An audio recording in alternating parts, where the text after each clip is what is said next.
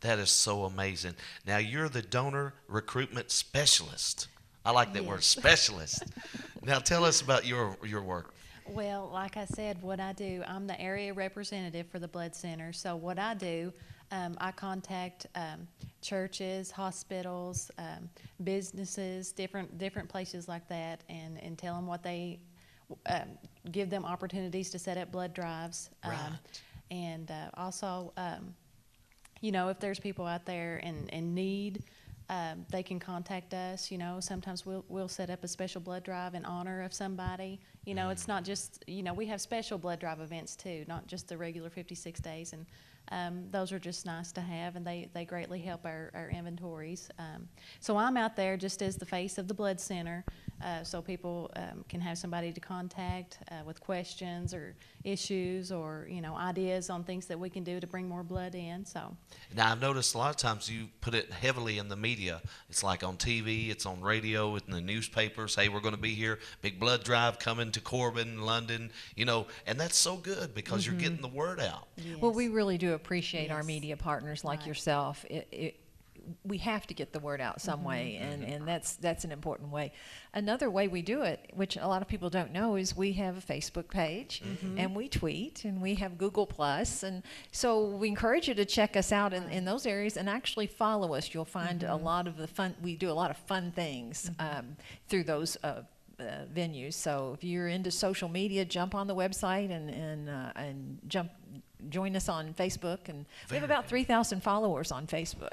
Very good. And, this program's going to be on Facebook, so I'll have to tag it to you. Great, Wonderful. great. That'll be fun. What are the ages? Like, are there any age limits? You must be 18 or something like that. That's a great question. 16 and older can donate blood. 16-year-olds, though, have to have a parent permission form completed, and that can be found on our website as well. There's really no age limit as long as you're well and healthy to donate blood. So, starting at 16 years old, you can start helping save lives. And we actually have a 95-year-old donor in Lexington. Oh, that is amazing. Yes. So, do you guys go to the schools any? Yes, yes. We actually get during the 9 months that school's in session. We try to be there 2, 3. Sometimes some of these schools will let us come in 4 times a year to donate blood. And like I said, it's a great opportunity for these students to start, doing community service, and that's what it is. And it's good. It starts teaching leadership skills to these students that do that. So. A lot of our blood comes from our high schools, and we're very grateful that they allow us to come in.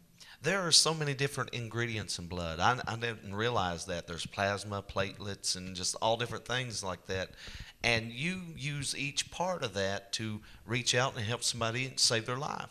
We do. We try not to ever squander anything. This is a precious donated resource, so we are very diligent about managing that blood supply. That's our job. It's not Kentucky Blood Center's blood supply. It's the community's blood supply. It's yours and mine, and it's there for us.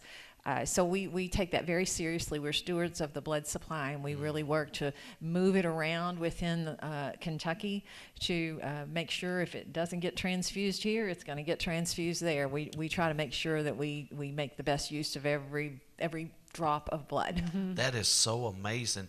Now, when you get the blood that's donated, what happens with it then? Do you take it to the specialist? Do you take it to the blood center? Or how does it work? What's the process? It goes back to our headquarters in Lexington. The tubes get tested, and there's about 14 different tests that are done on a unit of blood.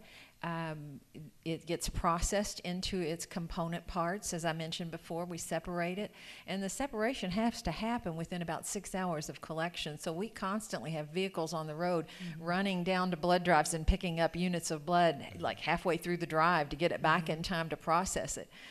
So you'll see our vehicles all over the state. It gets processed. Once the testing is done, that results get married up with the units. They get labeled with their blood type and other information, and then they go into our hospital services area. And hospital services is the contact with our hospitals, obviously.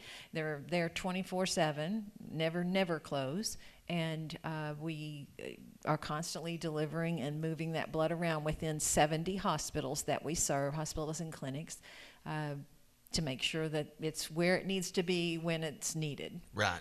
Now, this may be an odd question and it may be a hard question, but it's something that just crossed my mind and I thought I'd ask. Okay. On the back of your license, there's a donor. You can sign that donor. Does that include blood?